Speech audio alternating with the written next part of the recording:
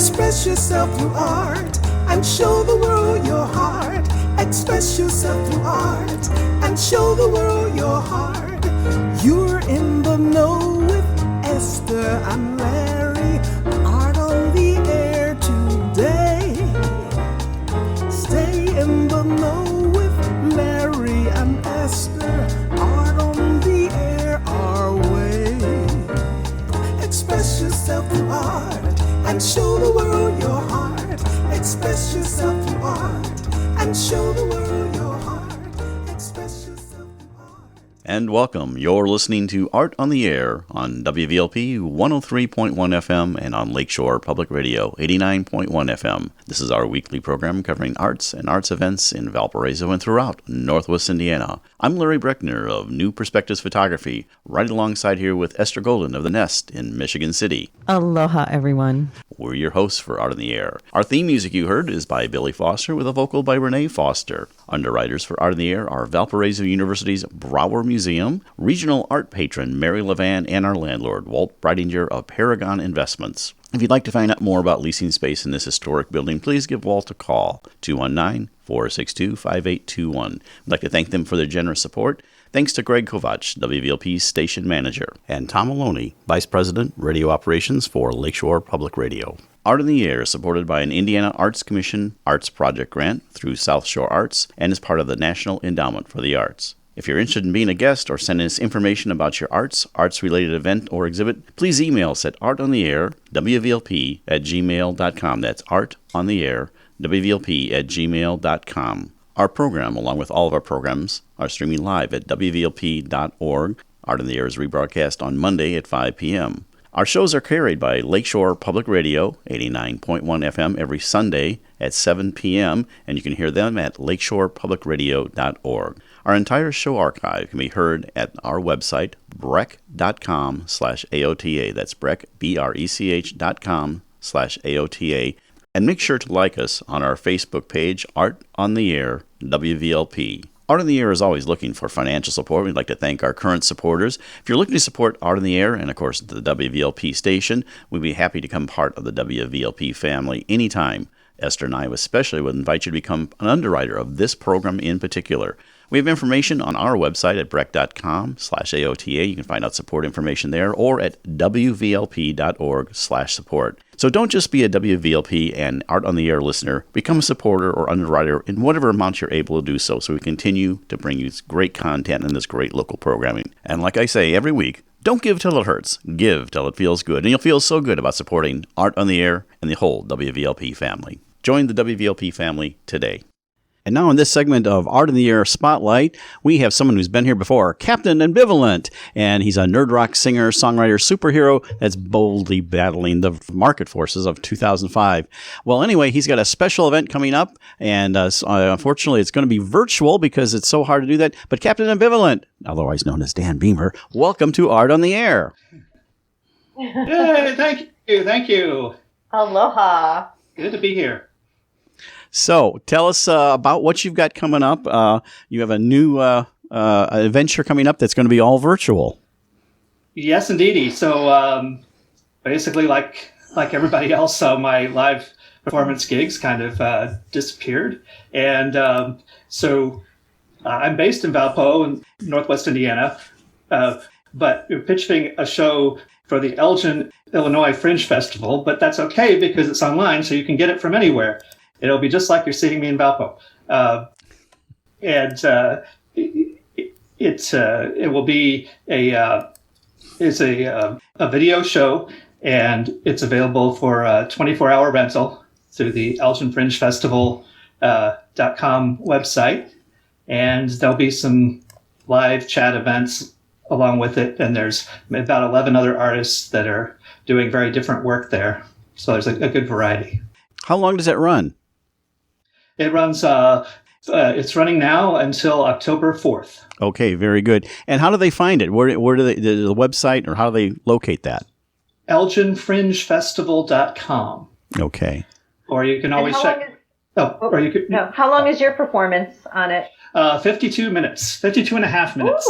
Wow. Like it's a big show. Great. Yes, it's a full show. Yeah. It's a all the tickets are $5. There's also a festival pass to see multiple shows, and I don't know the details on that, but they'll be on the website. Now, you have several of your characters that will be in this. Congratulations. Wow. Your tell us a little bit about some of the characters other than Captain Ambivalent that will be there.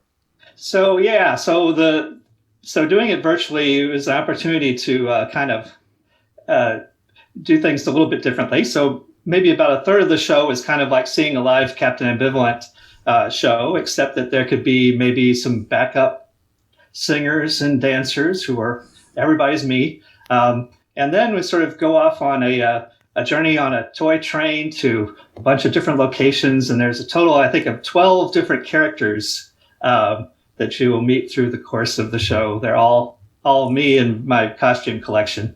You have a sample of those that you've supplied for us, so let's take a listen to that. Captain Ambivalent at his In Denial show at the Elgin Friends Festival. In a socially distant world beset by evil, one singing superhero has the courage and the privilege to stay home and play with toys. You might call me Captain Ambivalent, and then again you might not. Hey, wanna play G.I. Joes? Then again you might not. Hey, wanna play dinosaurs? With his imaginary friends, Buford P. Wallaby, the House of Memories, old its walls are full of holes. Guy LeMay, I am the most sexy man in your life. And more.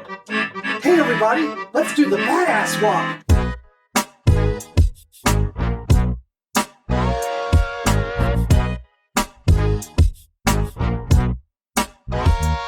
Whatever life will throw my way, I'll greet it with a smile. Captain Ambivalent is in denial.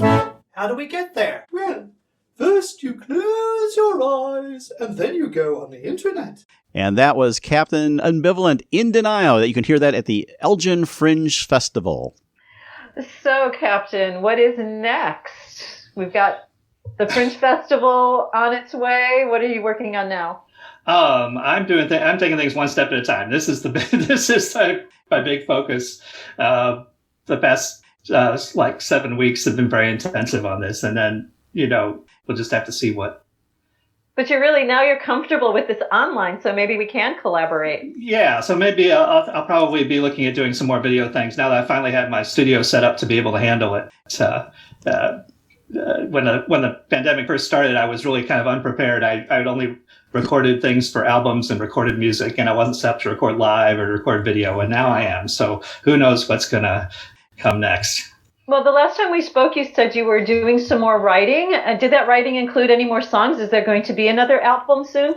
Yes, there should be another album soon. I was working on sprucing up a musical I worked on in college to be able to pitch, and actually one song from that opens up this virtual show, the end of the show. Excellent. Very good. Well, why don't you tell our audience one more time how they can find you on the Elgin Film Festival and what to expect. Okay. ElginFringeFestival.com, or you can always, CaptainAmbivalent.com is my place. You can expect a whole bunch of funny songs sung by a bunch of different funny characters and some surreal absurdism. It'll be just pure joy. Excellent. David Bowie, too. Well, there we are. We have Captain Ambivalent here on Art in the Air Spotlight. Thank you once again for being on Art in the Air. And we look forward to it's currently running through October 4th. Thanks again. Thank you. Excellent. Thank you. And we'd like to welcome to Art on the Air, a wonderful company offering custom artwork, promotional personal projects, multimedia ready artwork, custom traditional art from logos to flash art, everything like that. And that's our guest, Marco Salazar. Welcome to Art on the Air. Hello. Aloha. Hello. Hola. Well, Marco, what we want to first ask about is kind of your background, where you grew up, your whole educational thing. I always like to say from where you were to where you are now. So tell us a little about Marco. I'm born and raised here in East Chicago, my hometown. I went to Holy Trinity School. I ended up going to Bishop Noel. I took private art classes when I was in 7th grade. My teacher and one of the parent-teacher conferences, told my mother that I like to draw a lot, and I was really good at it. And she used to always have me do the decorations in the classroom. So my mother found a lady in town, Miss Radich, if I could throw her name out there. She was a retired art teacher from, I believe she taught at the Art Institute of Chicago. And she taught in her basement a couple days out of the week. And she taught high school and college students that were advanced. And she didn't want to take me because I was only 11 years old. It's in 7th grade, but my mother presented her with my portfolio of drawings and sketches and colorings. And she made an exception and she took me in. And I got my first real exposure to the fundamentals of art and coloring and painting and all those lovely things. And I had my first gallery show when I was 12 at which is now South Shore Arts, but back then it was the Indiana Arts Association. So I've been painting since then. I was awarded some scholarships to go to art school my senior year of school. I had to decline those because at the time I had a girlfriend. My girlfriend at the time became pregnant, so I had to put that aspirations on hold, and I enlisted into the U.S. Army and served in Desert Storm and got an honorable discharge and was able to hit the floor running at the next semester for art school. So I ended up going to the Art Institute of Chicago, American Academy of Art, and got a degree in Columbia College in graphic design and film and video. Well, first of all, thank you for your service. Appreciate that. And wow, what a story and everything like that. So tell us a little bit about your art. What kind of art do you do? What your mediums are? I kind of dabble in a wide range of mediums. When I was coming up very young, I used to love comic books and cartoons, and that kind of got me into the whole animation part. So when I did go to Columbia College, I did do a small internship with Warner Brothers working on the Tiny Toons cartoon. So I used to do animation. And then at the time, growing up as a teenager, the whole hip hop graffiti art movement was well on its way. So I dabbled in large scale murals and applications, all legal, by the way, commissions and whatnot on local businesses and stuff. So, and then taking my traditional formal art training with Miss Radich in that school, I had a very keen sense of portraiture. So I just used to dabble in pen and ink and any kind of mediums I could really get a hold of, watercolor, color pencil, painting, oil, acrylic, aerosol, ketchup and mustard, et cetera, et cetera.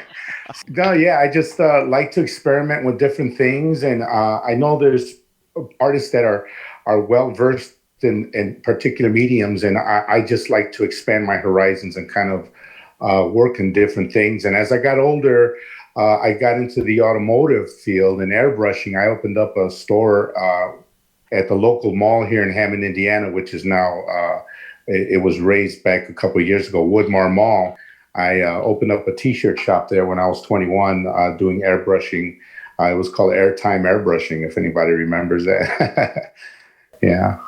Well, I remember a story you told me, and maybe you can expand on it, on that thing that you just said, totally legal. Wasn't it in your neighborhood that the owners in the alleyway, they let you paint their garage doors? Can you talk a bit about that? That was like a fabulous offer. Yeah, I mean, we were always looking, and when I say we, I hung around with fellow artists growing up, graffiti artists, and we ran together like a crew. And whenever we got space, public space to put up murals, I mean, we always seized on it. And especially if we can make a couple dollars from it, from local businesses, that would help us restock on spray paint and cans of, gallons of paint and stuff like that. So yeah, we got kind of prolific in the area as far as doing, local car lots and mom and pop stores and neighborhood stores like that. So yeah, that kind of gave me the whole entrepreneur insight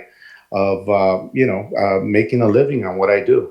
I remember also in that conversation that we had, and this was, I don't know, like 8 years ago, and it stuck in my mind completely that graffiti is America's genuine folk art.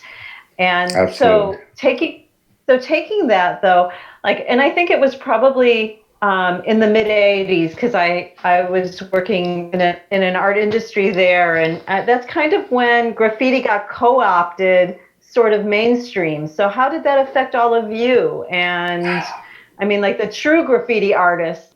Yeah, well, like I referenced before, graffiti art, it's a global phenomenon now. It's used by the fashion industry, the music industry, and advertising and marketing and media companies. But it's born here in the United States. It's as American as apple pie and jazz and the blues.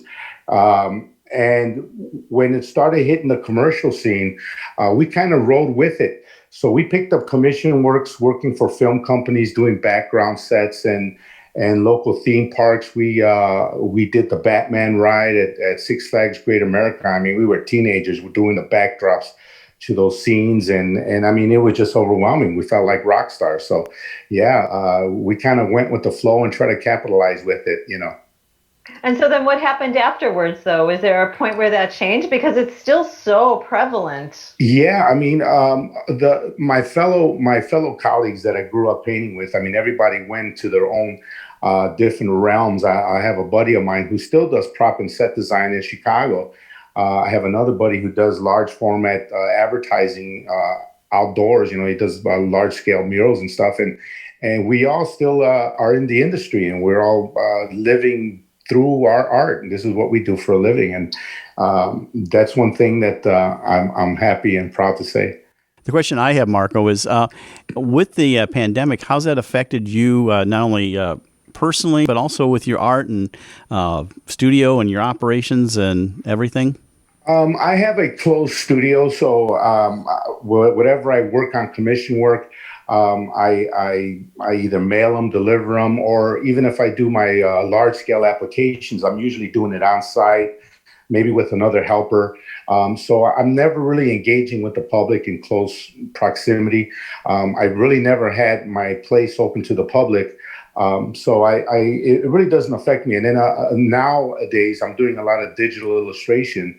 So that's mainly, through email or Dropbox, where they can, they can download the high resolution images that I work on, and then I do the financial aspect. I use PayPal and things like that. So I never really have to come in direct contact with anyone. Do you ever want to have like a public studio? Would you like to do that sometime? Yes and no. I have done that in the past. I've had retail studios where people can walk in and check out my work and maybe order commissions and things like that. But in the age that we live in now, I mean, brick and mortar, I mean, it's really, that's the main industry that really took the hit, because you can't really house or have people here. So I utilize kind of like the digital age, where I use my website, I use digital marketing and things like that, social media. And I do pick up commissions and jobs through that, where I don't really need to engage with people personally. I am a people person, and I've taught junior high art for 8 years, and I took a leave about a year ago. So that's one of the things I really do miss, is engaging students. I used to teach seniors. I used to teach kids. I did the wine and canvas thing. I did the brews and brushes and pizza and paint for the kids. Yeah. So those things I do miss. I do miss the one-on-one interaction with students. But aside from that, as far as my creative time, I really don't engage with visitors too much, which is okay. Well, so I know you formed the United Cultural Arts Association. Is that still going on? That was early in 2000s with my group of fellow artists that we grew up painting. That was one of our ways of kind of giving back to the community. So we formed this non-for-profit 501c3 organization, and we used it to sponsor mural projects with the local schools. And we did that for a couple of years, but again, we each were pulling in different directions. So we kind of disbanded in the early 2000s. Yeah. So what project are on now? Do you have any outdoor murals on? I am working closely with my mayor here in town. They've been very supportive of public art. They have art throughout the city, and they not only commission national artists to come and do installations in the local parks, but they kind of tap me for different projects, large scale projects. Several years ago, I did a big mural outside of Ameristar Casino by what is known as George Park Beach here in East Chicago. It's slated to be one of the largest outdoor murals in North America. It's on the side of one of the exit ramps coming off of Plein Avenue to the casino. I also painted the ramps leading over to the beach. They're known as wayfinding graphics. So they're these big, colorful, geometric shapes that they say lakefront and have arrows pointing so that you can follow the direction to the mural. I mean to the beach. And then now we're working on a project with the mayor. They're renovating here the local stadium, baseball stadium, which is Block Stadium. One of our local athletic heroes is Mr. Kenny Lofton, who is in the Cleveland Indian Hall of Fame in Cleveland, Ohio. He's from East Chicago, and it's known as Kenny Lofton Field. So what I'm doing is I'm doing a big, huge mural that's endorsed by the Major League Baseball with his image on there, and it has all his stats, and kind of give the young youth who are playing baseball kind of a motivation to strive for the highest field, which is Major League Baseball. Tell us about being a Grumbacher artist. What's involved in that? Grumbacher artist. Grumbacher is a manufacturer of art supplies, paints, and brushes, and mainly on the academic level. So one of the main suppliers is Michael's craft stores, which I taught the painting workshops here in Highland, Indiana, at the Michael's there. So I had to get certified as a paint instructor in order to offer the workshops there. So I still maintain that certification as a Grumbacher paint instructor. And you talked about the middle school, junior high level. What kind of projects did you do with them? That was a year-long curriculum that was based on the standards of brought on by the Indiana Board of Education, just teaching fundamentals, design, composition, the color theory, different things. And it's very ironic that we mentioned that, because when I was one of my first art shows that I submitted my oil paintings was in 7th grade, was a junior high art contest, which was sponsored by the South Shore Arts at the time. And when they did have the art gallery show, my mother was so proud. She's my greatest supporter. She's my greatest fan. She's the one who pushed me when I was very young to pursue the art. She was so ecstatic. She got me dressed in my Sunday's best, and we went as a family. And we went to the show, and we did 2 rounds in the gallery, and we could not find my paintings. I mean, there was junior high artwork, such as watercolors and paper mache sculptures and things like that. But my oil paintings were nowhere to be found. They ended up not being exhibited, and they were stored in one of the utility rooms next to the boiler and the furnace, which enraged my mother. She had some kind words with the manager that day.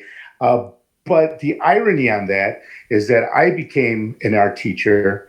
I took my students to participate in which is now the junior high Tri-County Art Show.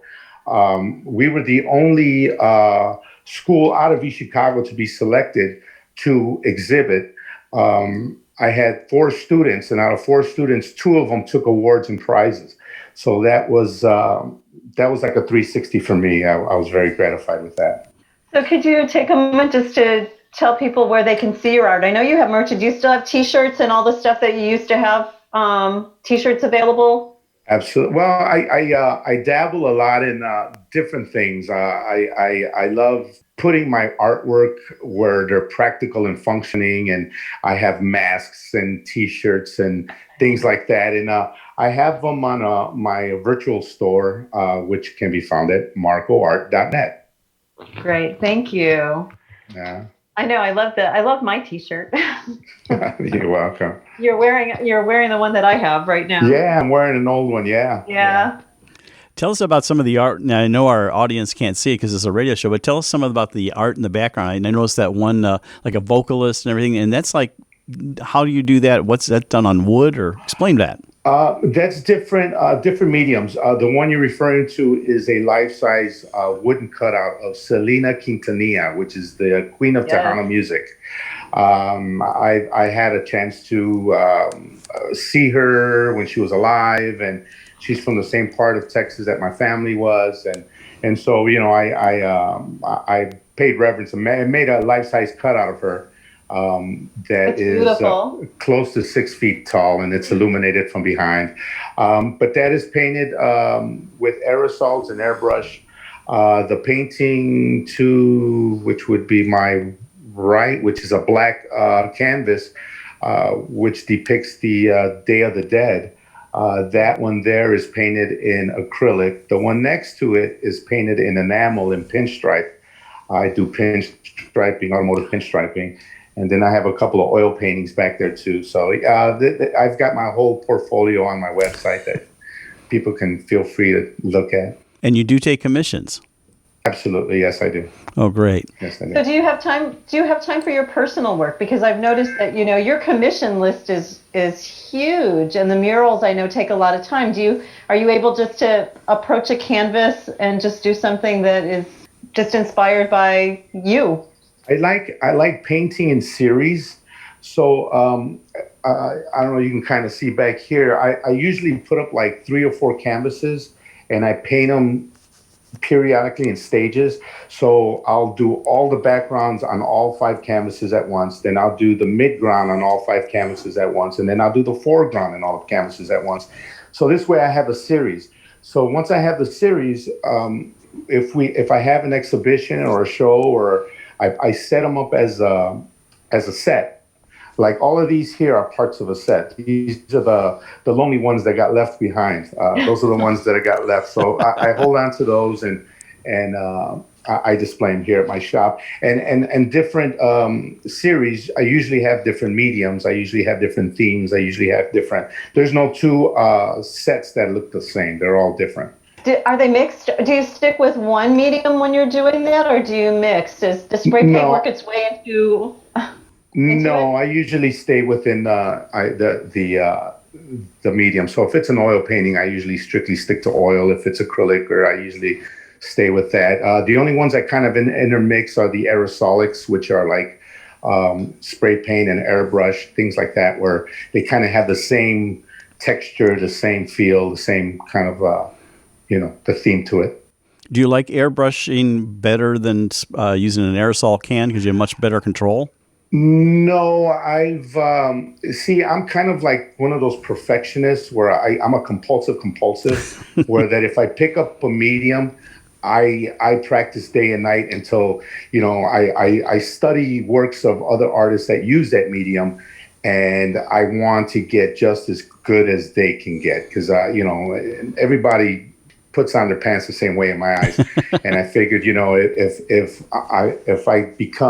if I study the technicalities of it and become a little bit the disciplines, I can kind of get to the mastery of them. So I've gotten into pinstriping. I got into airbrushing. When I had my store doing the airbrushing, that's all I did was airbrushing. So I would run into people and they would say, "Oh, you're the airbrush guy," and that would burn me up. "Oh, you're the t-shirt guy." Oh, that would burn me up. So I would leave the airbrush alone and focus on something else. So the spray can, I can do pretty much very close to what I can do with an airbrush with a spray can. And like I told you also, it was like watching a dancer perform because you get you are so laser focused on what you're doing, and it's just beautiful to watch you move as you're working, because you're completely unaware of anybody else. You're just like totally one with your material. And it was like watching a dancer.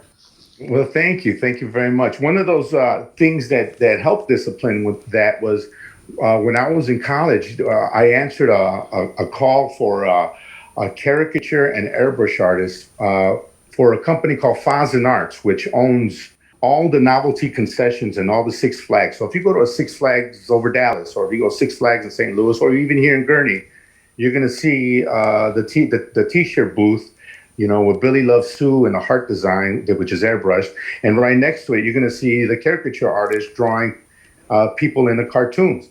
And when I went, they were looking for either a caricature artist or an airbrush artist.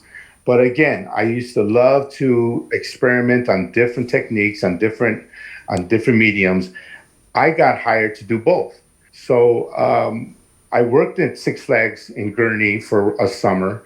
And then they sent me to, which was the brand new casino at the time, Excalibur Casino in Las Vegas. So I got to work there. I lived in Vegas for about a little under 3 years. But you have to draw in front of people. I had crowds of people standing over my shoulder as I drew. And at first it was so nerve-wracking. I mean, it was hard to hold my pencil because my hands were so sweaty all the time. But as I kind of perfected the techniques, I got more comfortable, and next thing you know, there were just shapes behind me. So when I do things like that, I'm able to kind of block that out and kind of focus. And I kind of got into painting live. I did live painting. Well, I did one with you when we did the car. I know. But I would do stuff for local music festivals. We did the Lakefront Fest here in Hammond. We did some stuff for Lollapalooza, where we would just paint at the beginning of a band's concert. And when we're done, the band would throw up their guitars and drumsticks, and we would throw up our spray cans because we were done. And so that's one thing I miss. So, Marco, tell us what you have planned for the future, and also remind our audience how to get in touch with you. Well, yeah, I have some outdoor public art pieces that I'm looking at doing here in the city of East Chicago. One is a Major League Baseball, and another one is painting some water tanks, 45-foot tall water tanks depicting local athletes, basketball players endorsed by the NBA. Anybody wants to see any of my work, you can find me online at marcoart.net, marcoart.net. Okay, well, thank you so much. It's Marco Salazar, artist from East Chicago, based doing custom artwork, promotional projects, anything you want, get a hold of Marco. Thank you for being on Art on the Air. Thank you. Thank you, Marco. Thank you. You're listening to Art on the Air, WVLP 103.1 FM, and on Lakeshore Public Radio 89.1 FM. And now a very special musical treat during the pandemic from Billy and Renee Foster, their new song called Virus. Corona,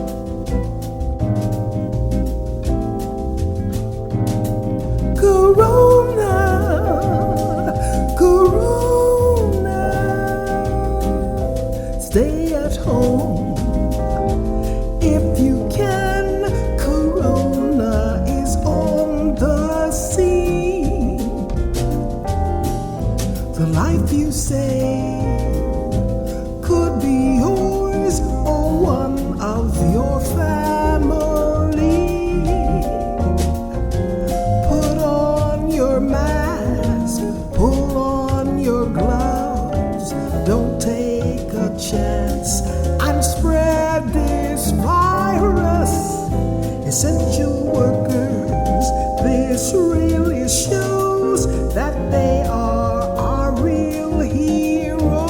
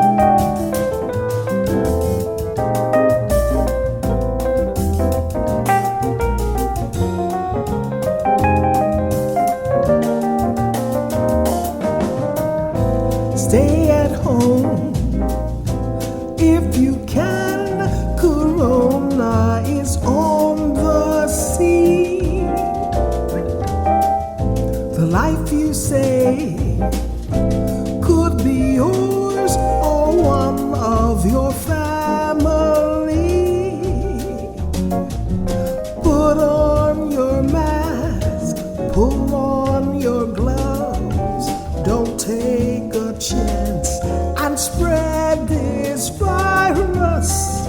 Social distance, it's up to you. We can save lives, it's true.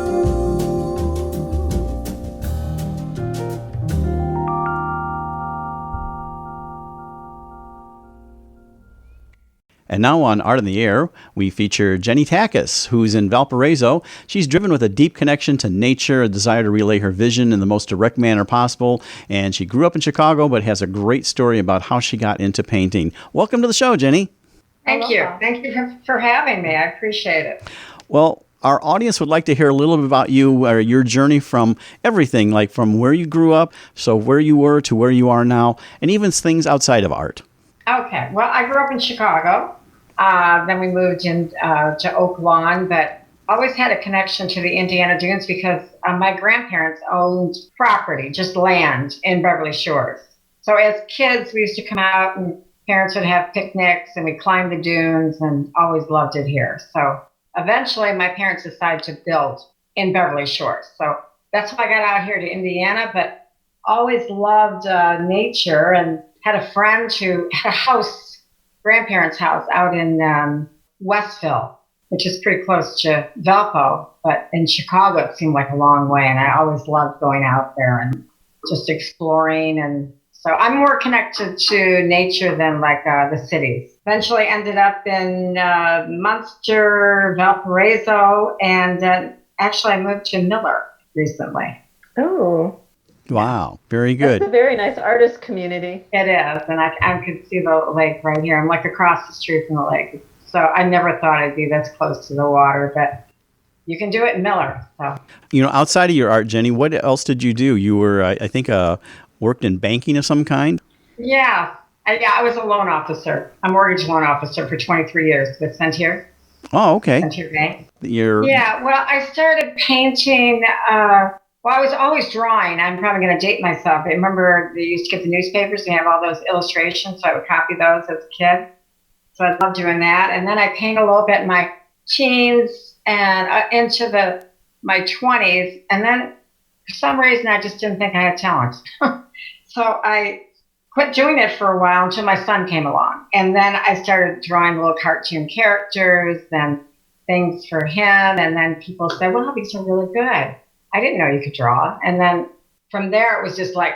When did you start including nature in what you were drawing? And what were those first materials that you used for your sketching? Was it graphite? Was it? Yes. Pencils. And then eventually I was very much into pastels. So I did a lot of pastel painting and worked myself up to the oils, which are nice and forgiving. I did watercolor too. I've done them all. Well, you said that like experimentation is one of the most rewarding parts of painting. Can you explain what experimenting consists for you? Just trying different techniques and styles as much as possible. You never know what you're going to be drawn to, so you've got to really. You can go to school or you can learn all you can, and then you've got to apply it, and then eventually your own vision, your style will come through eventually. It takes a while. So you're mostly doing oils, but do you have another medium that you like to balance that with, or? Well, I do have lots of pastels sitting around and paper. I kind of got away from it because framing was such a difficult thing. and I do love the fact now because I paint with a knife many times. So getting it nice and thick, and oil's the way to go with that. Yeah, your most recent ones are like that, using the palette knife, it seems, almost exclusively. Right. I really like that. I'd like to even get it thicker if I could. Not that. You recently had an exhibit at Chester Art Center. Tell us a little bit about that. Well, I think I had over 35 paintings. I went to both galleries. We had a really nice opening. We had quite a nice turnout, I think. And I got a lot of feedback on my paintings. I put it in a book out there to say, what was your favorite painting? Not that I would paint to I just want an idea what people are attracted to. What were they attracted to? A variety. There was no, nothing really stood out like that was the painting. But so I felt like it was good. I made sales before, during, and now I've got from the show people have given me a few commissions to do. So. Oh, wonderful. Yeah. We would like to explore how COVID-19 has affected you, Jenny. Some artists actually embrace it, and it's a great thing, and some of them, it's been a difficult thing and everything. So tell us how it's affected you and maybe what you're looking forward to after the pandemic has passed.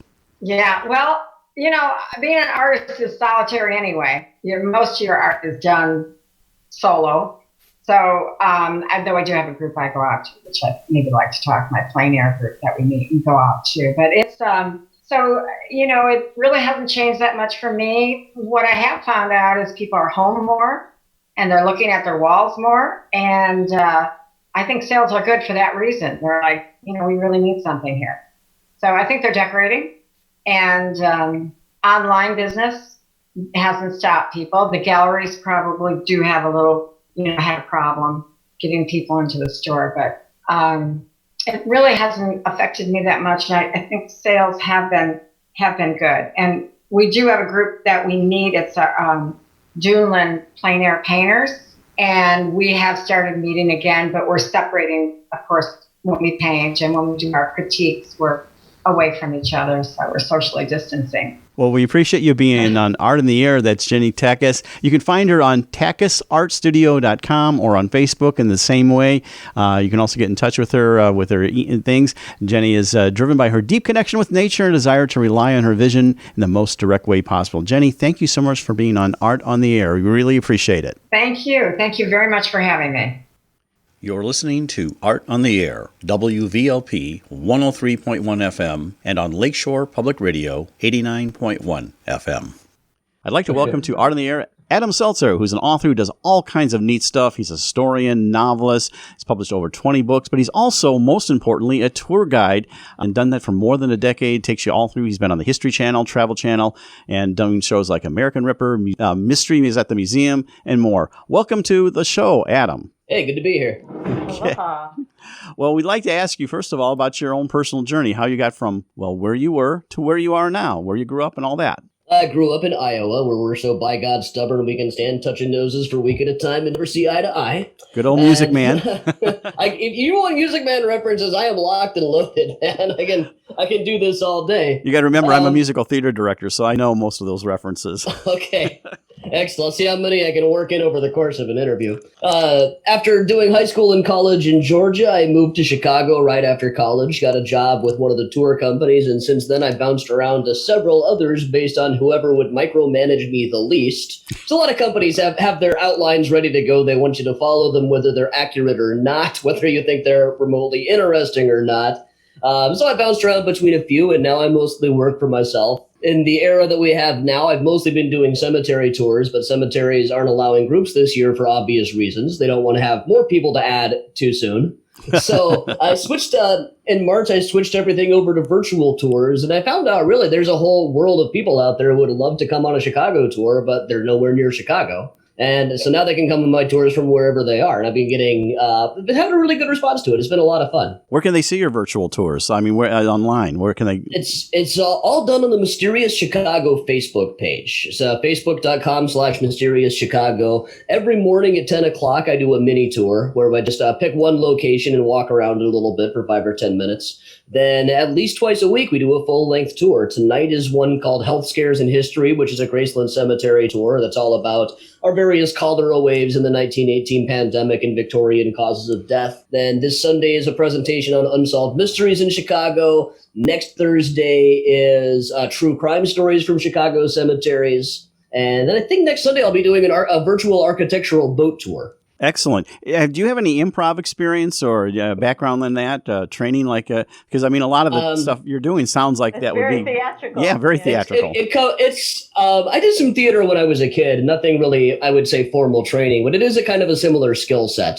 And particularly I did have to hone my improv skills quite a bit running bus tours and boat tours because you have to change up a lot just based on the traffic or how fast the various captains of the ship are going.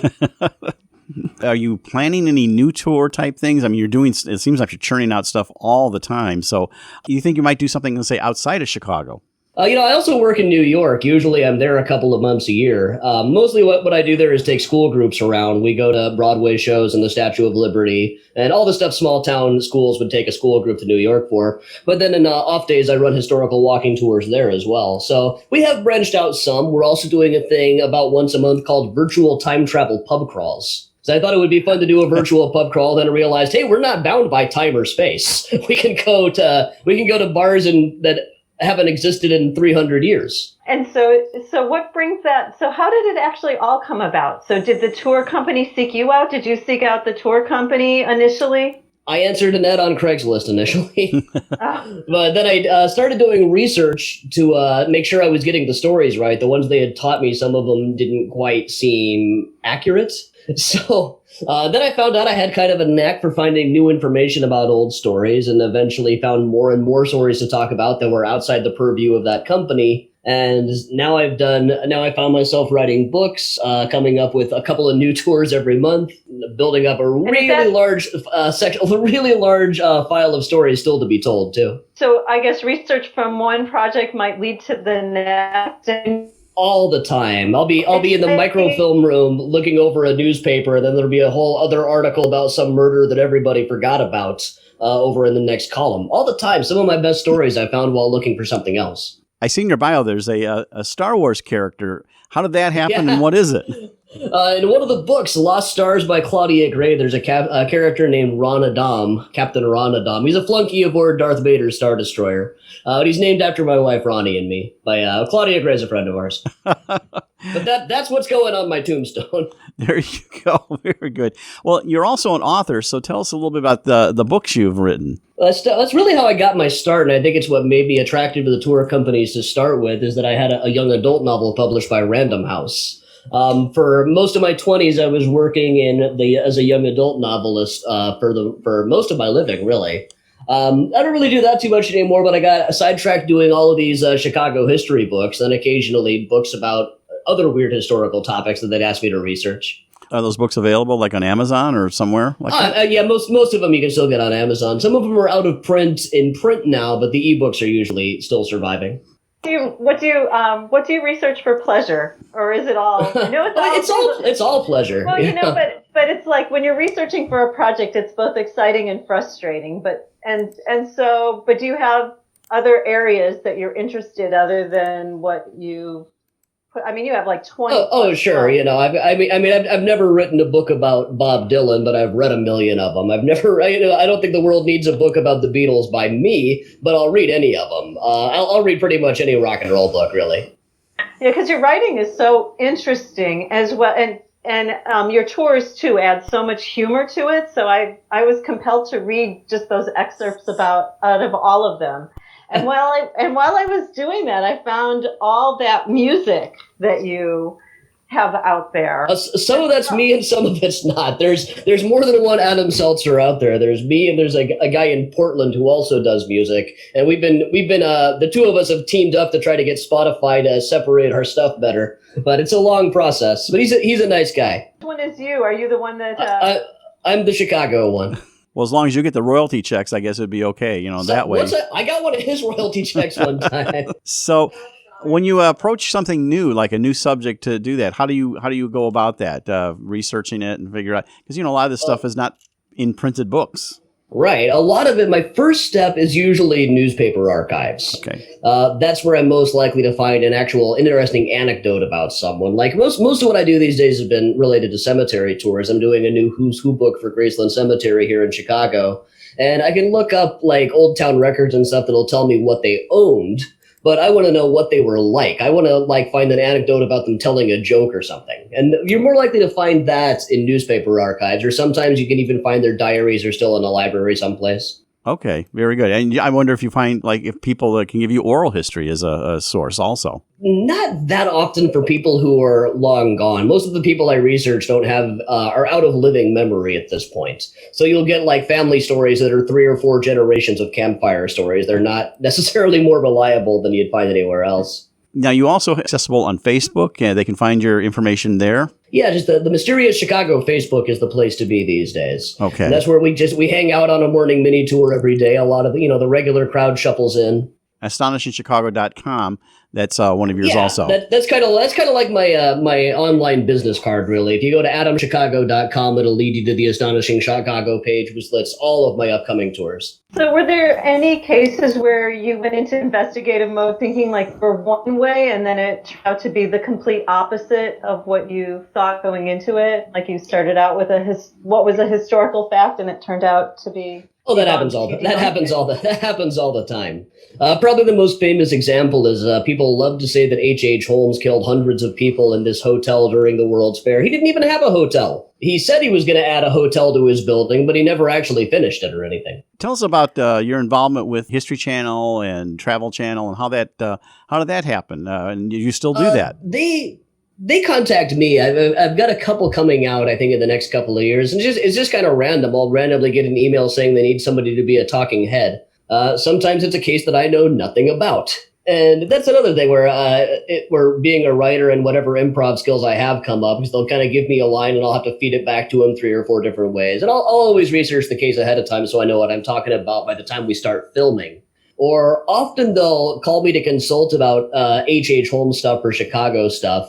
And I'm not necessarily going to tell them what they want to hear. They want me to back up whatever they think is happening. Like the Go shows will say, we want like the name and the address of this woman here who hanged herself from the ceiling in 1963. And I'll find out, well, that didn't happen. The woman who lived there in 1963 is still alive. That doesn't necessarily stop them from doing the show. Do you ever think about doing other types of television locally? I mean, like hitting the stations? If they ask me to, I will. It's not something I pursue normally.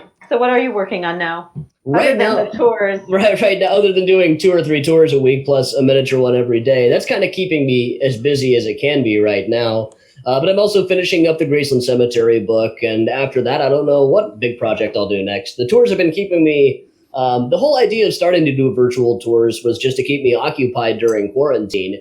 And it's succeeded a little better than I expected it to, as far as keeping me busy. I've seen a couple of the mini tours, and they're just very entertaining. Oh, thank you. Especially if you have any Chicago background, it's like very nostalgic because you also bring up the, what was there as opposed to what is there now. Right. Speaking of the COVID-19, how's that affected you? Well, you've talked a little bit about business-wise, but personally, and what do you look forward to after it's all over? Well, I look forward to going to concerts again. That's one of my bigger things.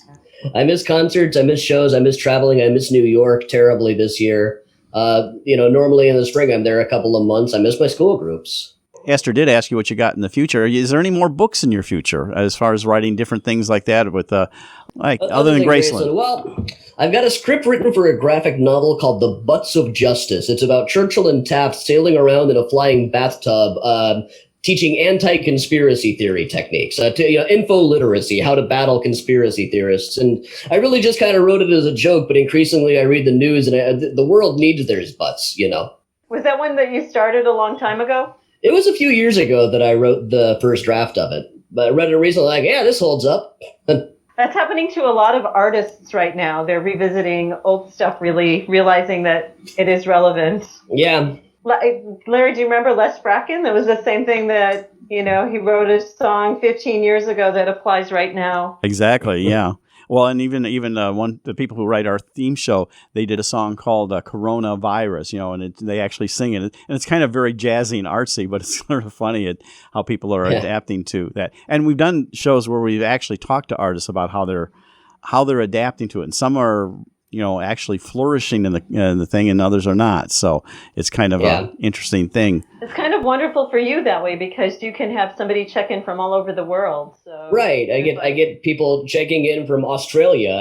They're probably not going to come clear to Chicago just to take a cemetery tour, but when they can do one from the comfort of their bathroom, why not? Or in the middle of the night. Right.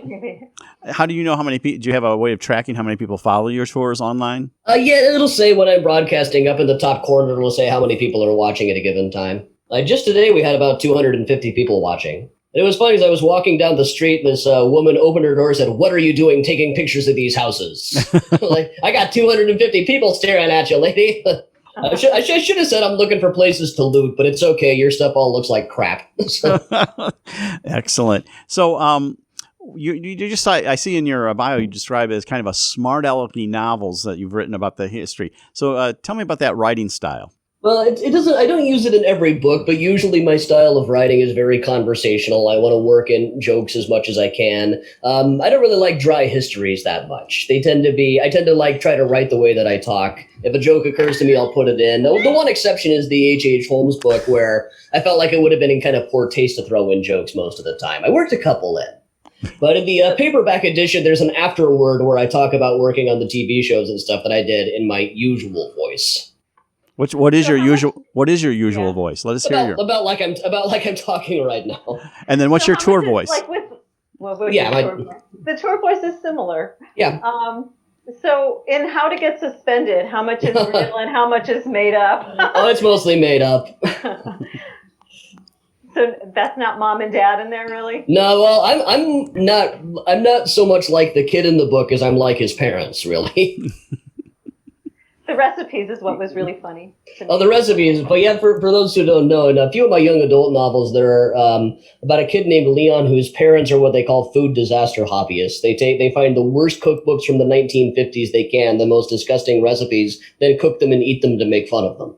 It's kind of like watching bad movies on purpose, except half the time you get diarrhea. Well, I'll tell you what, we appreciate you coming on Art on the Air. Tell us all your website addresses, Adam, and where to go and how to find you. Now, the easiest thing is just go to adamchicago.com. That'll link you to pretty much everything. The real parties are happening on facebook.com/mysteriouschicago. Thank you. We appreciate you coming on Art on the Air. That's Adam Seltzer, and he does tours in Chicago, and you can find out at those addresses. Thank you for being on Art on the Air. Thank you.